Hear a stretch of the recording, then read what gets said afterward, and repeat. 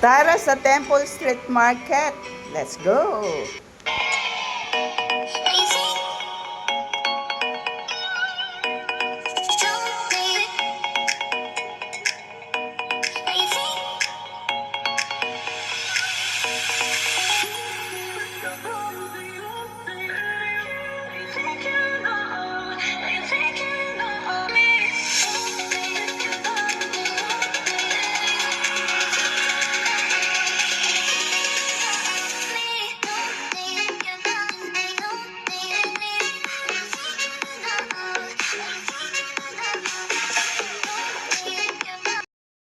This is Madam Chair at kung tayo ay nag-craving ng mga street food, tara sa Temple Street Market.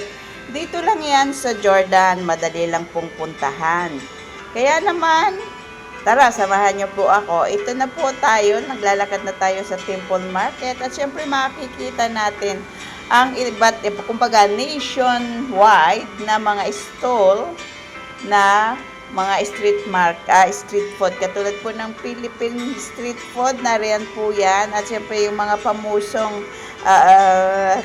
street food ng mga Pilipino. At ayan po, mura lang din po kasi nasa $20 ang price ng bawat isa. Kaya kung nagre-review sa'yo ng Filipino food, punta na po kayo dyan. At meron din po dyan na Japanese food, katulad ng mga sushi. Yan. At talaga naman, at saka mga egg tart na homemade po talaga ng mga Japanese people. At syempre, dahil medyo late na po yan, ang pumunta tayo, kung medyo kumunti ang tao, yan, at medyo rin po kasi umaambon-ambon. At syempre, kung kayo ay hindi pa sure kung anong gusto nyong kainin, ay pwede muna nyong pasyalan ang bawat stall na pupuntahan nyo. Meron po diyang Indian, Vietnamese, Taiwan,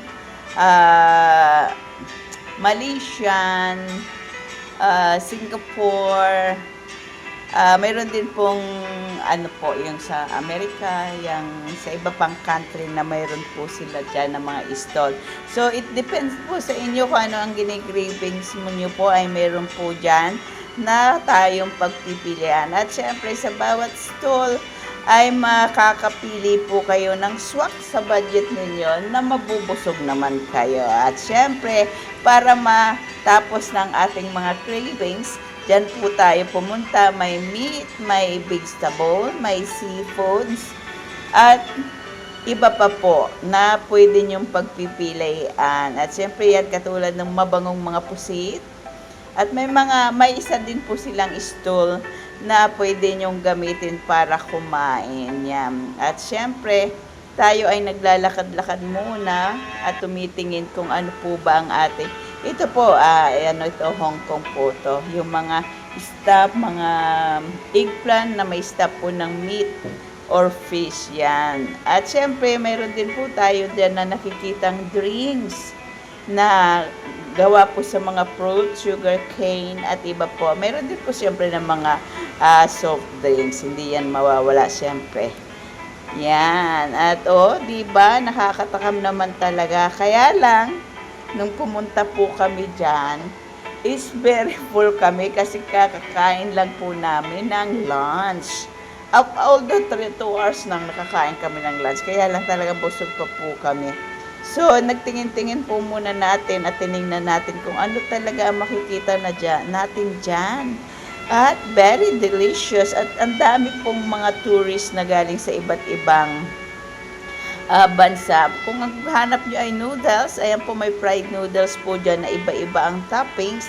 Iba-ibang klase din po ng noodles. So, mura lang din po, may 20. At kung gusto naman po yung mga pangyamcha, meron din po dyan. At kung ang gusto nyo po yung matamis na strawberry at raspberry o kaya ay blueberry na naka-stick, meron din po dyan. At yan, syempre durian. May durian na cake, may durian na ice cream, at may pure durian din naman na fruits. Kaya, at yan ang ating gusto. Kaya lang hindi tayo sure kung tayo ay kakain ngayon yan, kasi gusto ko kumain yan. O di ba may ukoy na hipo na malalaki. Ang alam kong ginagawa nating ukoy is yung pino lang, na yung tinatawag nating heavy sa Pilipino. At ayan na nga po, o di ba? Talagang matatakam ka. Siyempre, undecided pa kami kung anong kakainin namin, pero kakain kami niyan tiyak. Para sulit naman kahit busog pa. So yan, talagang kapag gutom kang pupunta dito, at ito ang isa sa babalikan ko, itong seafoods na yan. Pag ako'y gutom na pupunta doon, gusto kong dyan. Siyempre, ay yung mga pagkain po yan, ay dumaan naman po yan sa mga food hygiene at saka So, nananatili pa rin po yung kalinisan at saka yung freshness po ng food. Kaya don't worry po. May mga mais din po tayo. Ayan, no? Ang dami po talagang choices kayo na pagpipilian. Kung kayo ay gutom, pero pag busog po kayong pupunta dyan, parang hindi appealing sa inyo kasi nga hindi kayo nagugutom. Kaya pag pumunta kayo dyan, hindi naman yung gutom na gutom. Yung mild lang talagang mapapabili kayo kasi mura lang po siya. Pinakaano po yung $20. Meron pa rin pong $15. So yan. At siyempre may above din naman. So it depends sa inyo. Kung mga meatballs naman, ayan po. Ang dami-dami po talagang choices kayo na pagpipilian. At siyempre, may mga meat din. Ayan o, ang sarap po kaya niya ang mga yan. Yan yung gustong-gustong puntahan ng mga pamangking ko noong sila ay nagbakasyon dito. Kaya lang, we don't have time dahil limited lang po ang araw nila dito. At sa napakaraming pupuntahan ay talaga namang hindi maintindihan kung saan pupunta. So, inuna nila yung nandun po sa kanilang agenda na pupuntahan. Kaya naman, diba, yummy in our tummy. Diba? Sarap! Pwede rin pong pang-ulam yan kung may dala kayong, kung sa inyo ay kanin is life, pwede rin po kayong bumili dyan. Tapos iuwi nyo sa bahay, tamad na kayong magluto galing sa trabaho, or madadaanan nyo po yan. What I experience is masarap pag may kasama ka na mga kaibigan, siyempre, na kakwentuhan mo, katulad yan. Ang kasama ko po dyan ay siyempre si Sharon at si MJ. Although talagang hindi dyan ang punta namin, hindi kami nagkaintindihan kung saan kami pupunta dahil nung umaga nga, may ibang friends ako na sinamahan at pumunta kami ng Muyu. Tapos dumiretso sa office. Pagkatapos niya, nagdatingan silang dalawa. Na supposed to be, ang alam ko is, kakain kami doon sa counterpart ng Mang Inasal. Dito sa Hong Kong, yan ang Aling Mary's. Parang Mang Inasal po siya. Ang taste, ang style. Doon, ang alam kong pupunta kami. Pero nung nagsabi si MJ, ano sasakyan natin? MTR. Akala ko mag-i-MTR kami ng one stop. Dahil sayang punto, it's Clio. Yung pala, dito kami pupunta. So, nagkatawanan kami nung papunta ng Central at Admiralty ang aming MTR. So, go na rin dahil matagal na rin nating gustong mapuntahan ito. Kaya naman, go na! Talagang mas maganda pa rin na hindi kisa dun sa naka-schedule nyo ang mga pupuntahan. Mas napupuntahan nyo kapag hindi naka-schedule. Pero ang Muyu po namin kasi is parang banding na rin namin dahil ang tagal na namin hindi magkakasama ni Kabi, ni Mai, ni Mark, at saka syempre plus one si Catherine, ang kanyang misis na narito na sa Hong Kong at dito mga anak. So, we enjoy our holiday kasi this time is statutory holiday. Kumbaga is Labor Day. So, alam nyo na kung anong date yan. At yan, namimili na kami. It's either kung ano ang aming o-orderin. So, nandyan tayo ngayon sa halo-halo na food. Pero, in-order namin na yung Hungarian sausages. Yan, kasi tawang-tawa si MJ dyan sa Hungarian sausages. So, yun na rin ang in-order naming dalawa ni Sharon. So, ayan na nga at nilagay na sa frying pan para po mainit siya talaga na ibibigay sa sa mga customer syempre. At may sauce po siya dyan na masarap. So, ano pang inaantay nyo? Kung hindi pa kayo nakakapunta dito sa Temple Street Market, ay isama nyo na po sa inyong mga agenda sa mga susunod na lakad nyo. Para naman po, ang craving nyo ay matapos at mapuntahan nyo rin po at makakain tayo ng mga street foods. O diba, masasatisfied ka na, busog ka pa, wala nang cravings, diba?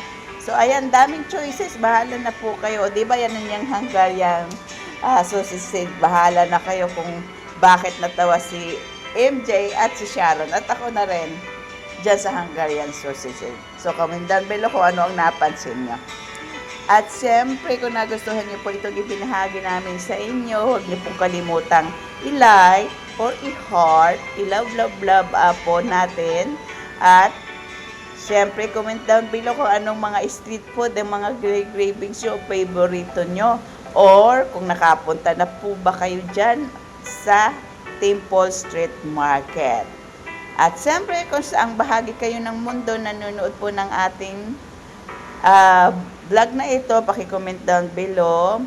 At huwag natin kalilimutang mag-subscribe kapag hindi pa kayo kaibigan ni Madam Chair. At don't forget to hit the notification bell para po lagi kayong updated sa Madam Chair channel. Kaya naman, ano pang inaantay nyo? Like heart na po dyan sa baba at comment down below. At siyempre, abangan nyo po ang mga susunod po namin na ibabahagi sa inyo dahil marami tayong pupuntahang mga lugar sa mga susunod nating holiday. At siyempre, yung mga food stall, mga maliliit na kainan dyan na talagang as OFW, pinupuntahan natin dahil mabubusog ka na, sulit pa sa kung budgeted ang allowance yung pag-holiday. Tamang-tama po yung mga susunod natin na ibabahagi sa inyo na food stall pa rin. Kaya thank you for watching. At sana ay naibigan nyo at wag namang nagutom. Siyempre, ayan na, naglalaway na po ba kayo? Kaya ano pang inaantay nyo? Let's go na, magluto na tayo. Baka mayroon kayo dyan lulutuin sa bahay nyo. Ayan na. Kakain na po kami. Kaya, see you next time. This is Madam Chair at sana'y nabusog namin kayo sa binahagi namin ito. Dito lang yan sa Temple Street Market na matatagpuan nyo dito sa Jordan. Dito lang yan sa Hong Kong, syempre. At kung kayo ay patuloy na nanonood, pakicomment ko saan bansa kayo naroroon ngayon. And God bless everyone. Thank you for watching. See you next time. Bye! Nakita nyo na po ba kung bakit natawa kami sa sausage na yan? Comment down below. Goodbye again!